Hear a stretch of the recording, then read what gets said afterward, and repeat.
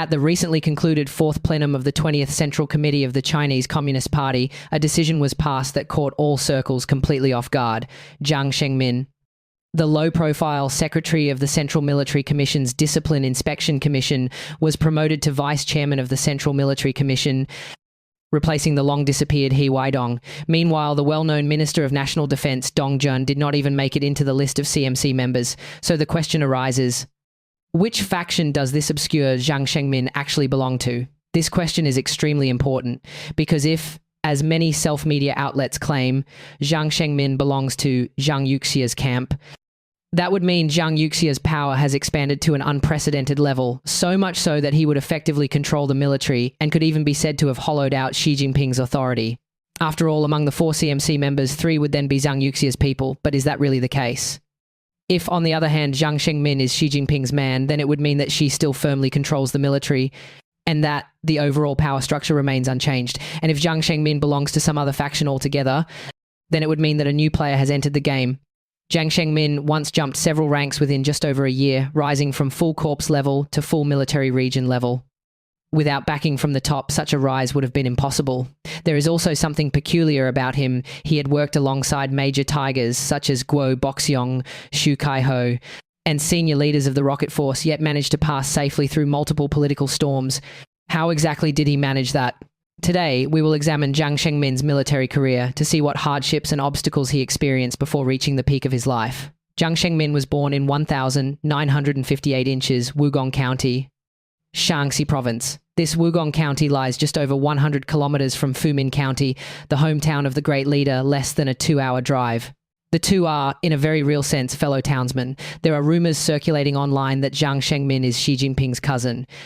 That is pure fabrication. After graduating from high school in 1978, Zhang Shengmin chose to join the army. He was assigned to the artillery regiment of the 141st Division of the 47th Army, where he became a soldier in a command company. The 47th Army has a glorious history.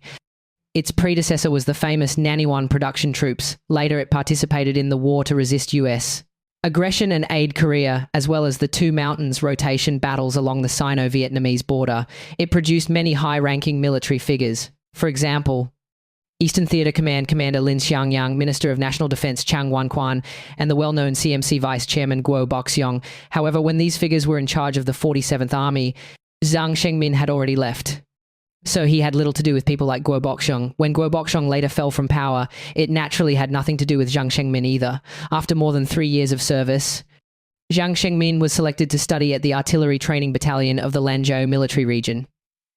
After graduation, he began serving as a platoon leader in a rocket artillery battalion.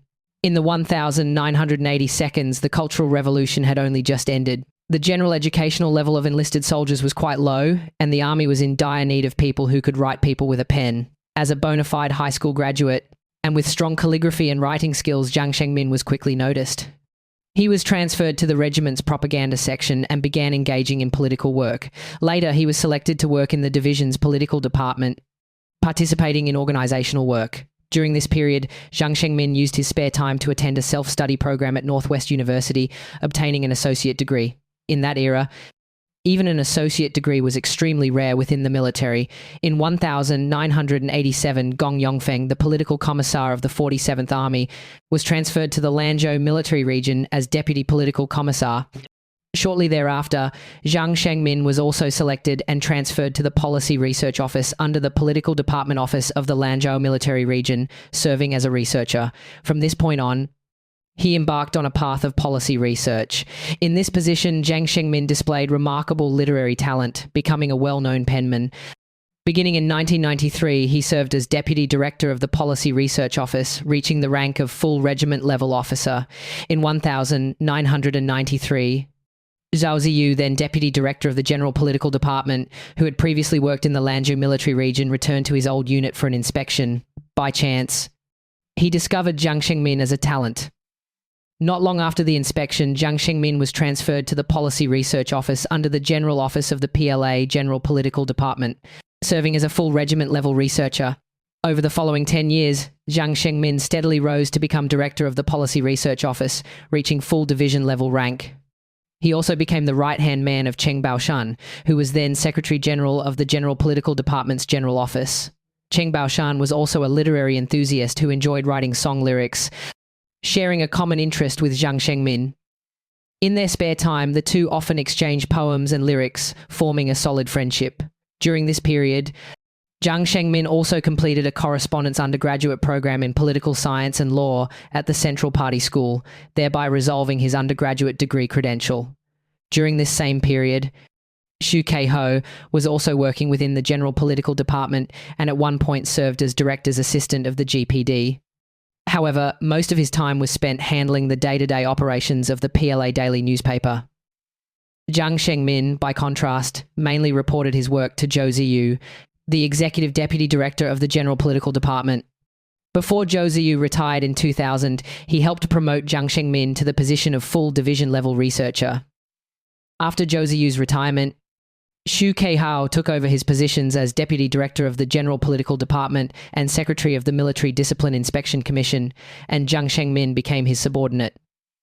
Under Xu Keihao, Zhang Shengmin did not achieve a rank promotion. He merely completed a lateral adjustment from researcher to director of the Policy Research Office.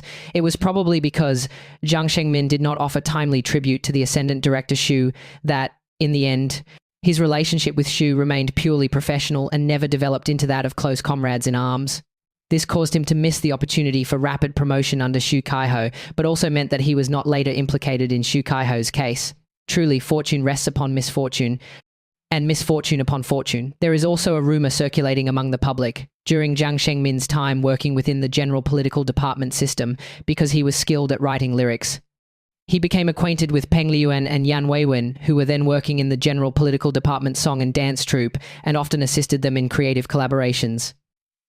At that time, although Peng Liyuan and Yan Weiwen were already major stars, within the General Political Department system they were still minor figures and relied heavily on lyricists and composers. This rumor is not entirely implausible, but it can no longer be verified. In 2004, Cheng Baoshan was transferred to serve as Deputy Political Commissar of the 2nd Artillery Force. He soon brought his old subordinate Zhang Shengmin with him, appointing him as political director of a base under the 2nd Artillery, stationed in Qinghai Province. Although he remained a full division-level officer, this move from policy research to frontline unit political work represented a major step forward in his career. In 2008, Zhang Shengmin was promoted to political commissar of that base. During this period, Zhang Shengmin encountered both tremendous trials and the greatest opportunity of his life. In April 2010, a magnitude 7.1 earthquake struck Yushu Tibetan Autonomous Prefecture in Qinghai Province. According to later official reports, the earthquake caused more than 2,600 deaths and over 12,000 injuries. Nearly all residential housing in the severely affected areas collapsed, and 70% of school buildings across Yushu Prefecture were destroyed. Then Premier Wen Jiabao immediately postponed his overseas visit and arrived in Yushu by special aircraft the very next day. Then General Secretary Hu Jintao also cut short his visit to South America and rushed to the epicenter. According to media reports, among the stationed PLA and armed police forces in Qinghai, the first unit to arrive at the epicenter was the 2nd Artillery Unit 96,351, where Zhang Shengmin served as political commissar. Zhang Shengmin personally led more than 1,000 soldiers and over 100 vehicles, arriving in the disaster area more than 20 hours earlier than the armed police disaster relief forces. After Hu Jintao and Wen Jiabao arrived at the disaster zone, they successively met with Zhang Shengmin, who was still conducting relief work on site. Zhang Shengmin's outstanding performance during the disaster relief effort brought honor to the 2nd Artillery Force and to the military as a whole. He was quickly established by the propaganda system as a model figure. All major state-run media rushed to report their deeds, and the Central Military Commission issued commendation orders. This became the highlight moment of Zhang Shengmin's military career. In June 2010, Xi Jinping, then the designated successor, personally travelled to the earthquake-stricken area to visit and console the affected population and post-disaster reconstruction personnel. Subsequently, in the command headquarters tent conference room, Xi Jinping listened in detail to reports on disaster relief operations and reconstruction plans. During this process, Zhang Shengmin formally entered Xi Jinping's field of vision and left a deep impression on the future leader. However, at that time, Xi Jinping was still in his period of biding his time and had no real say in the appointment of military cadres. In June 2012, Zhang Shengmin was transferred to serve as political commissar of the 2nd Artillery Command Academy. Before leaving, he formulated a set of 22 behavioral norms to implement the requirements of stressing politics, considering the overall situation and observing discipline, and distributed them to all officers and soldiers for compliance. He also established 16 hard measures to regulate the conduct of party member cadres within the base, requiring on-site rectification and accountability enforcement by subordinate units. It is said that these two documents also caught Xi Jinping's attention and triggered some of his reflections, further increasing his favourable impression of Zhang Shengmin. Perhaps from this point onward, Zhang Shengmin's fate became bound to Xi Jinping's, and the gears of destiny had already begun to turn from this. We can also see that Zhang Shengmin's second artillery career mainly benefited from his former superior in the General Political Department, then Deputy Political Commissar of the 2nd Artillery, Cheng Baoshan, rather than from the leadership of the 2nd Artillery headquarters itself. During his time in the 2nd Artillery, Zhang Shengmin was always positioned in relatively marginal departments and spent long periods stationed in remote Qinghai. In terms of rank and influence, he remained far removed from the 2nd Artillery's core leadership. Therefore, it can be said that he did not have deep personal ties with the top leadership of the 2nd Artillery at the very least. He was not part of their clique. This would later become the reason he was able to remain untainted amid the clique-style corruption scandals that erupted at the highest levels of the rocket force.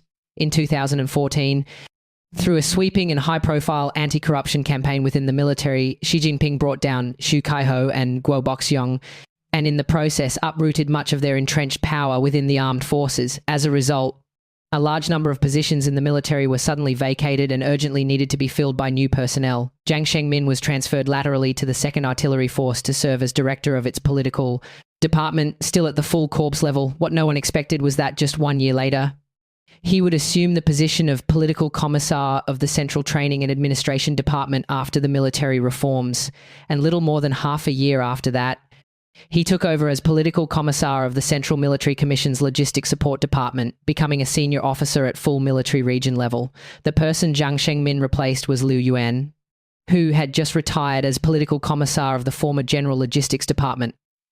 Liu Yuan had relied on the residual prestige of his father's generation, wagering his future and even his life in a desperate struggle against Gu Junshan. He gambled everything, yet in the end still failed to be promoted to the rank of CMC member and could only retire in disappointment. By contrast, Zhang Shengmin rose 3 levels in just a year and a half. He successively assumed the posts of Secretary of the Military Discipline Inspection Commission and member of the Central Military Commission, becoming a national-level leader at the age of 59. Just 3 years earlier, he had been nothing more than a full corps-level officer in a marginal department.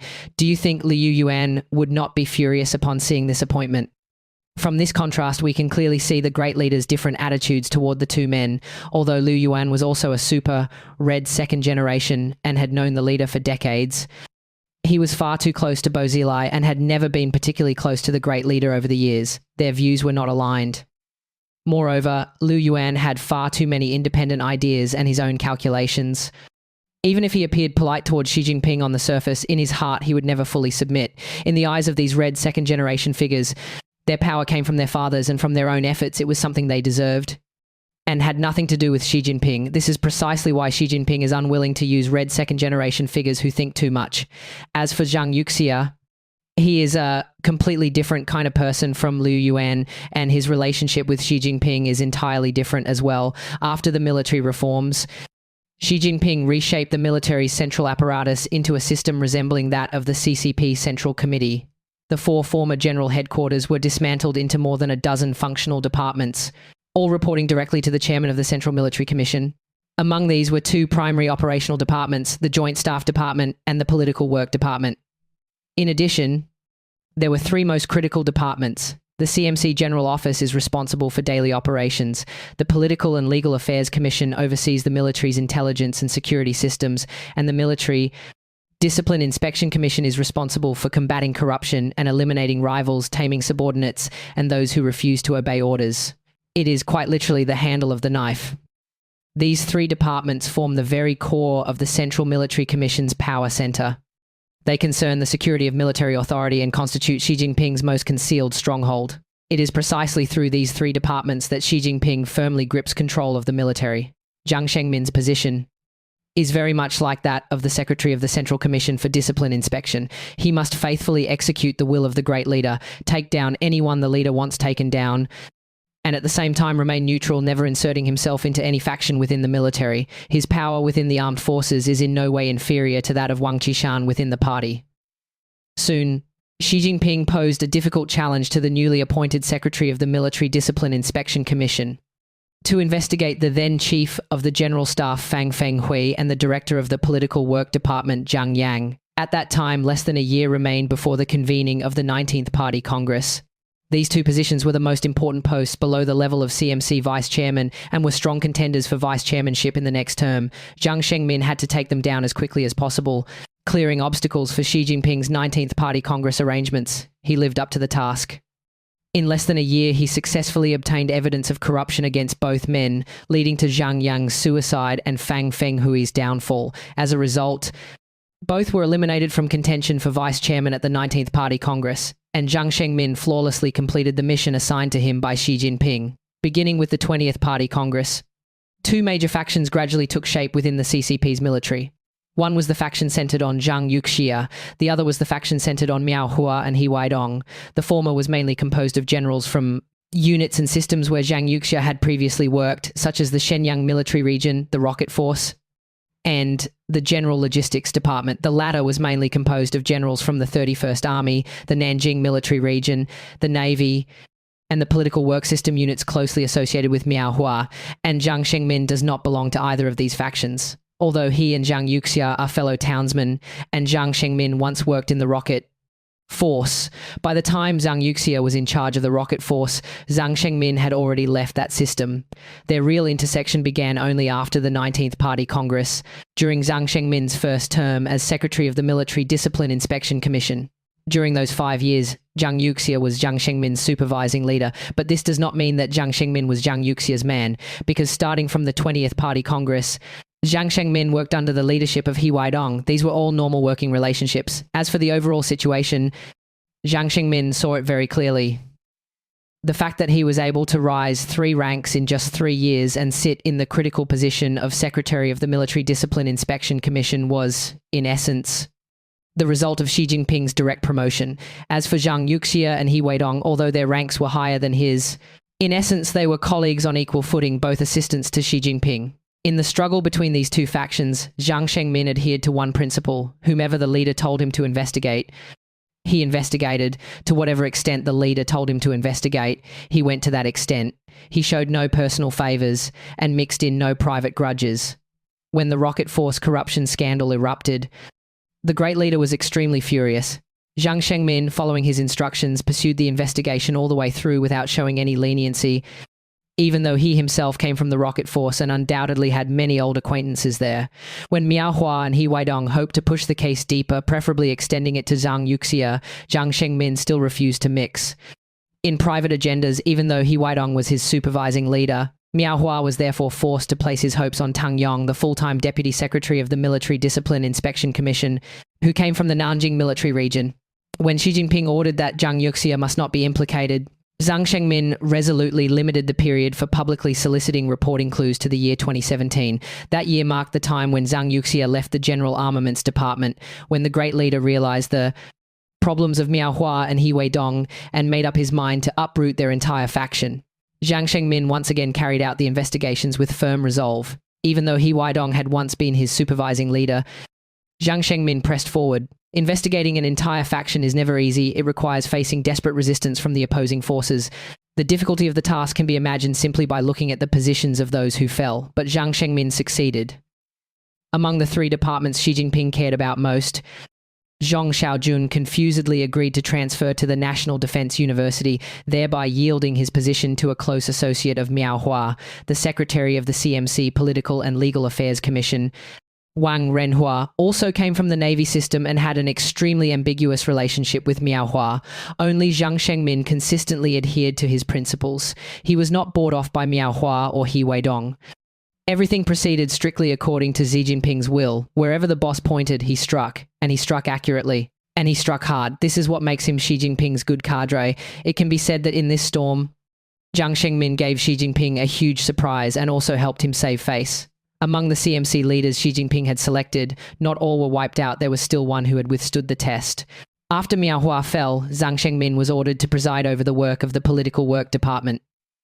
As soon as he took office, he applied the working methods of the Military Discipline Inspection Commission to the Political Work Department. He proposed the slogan of the 4 clarifications, requiring all senior officers at the rank of Major General and above to pass inspections one by one. Each was required to conduct self-examinations on whether monetary bribery had occurred during their promotion processes and whether factionalism or clique building had existed.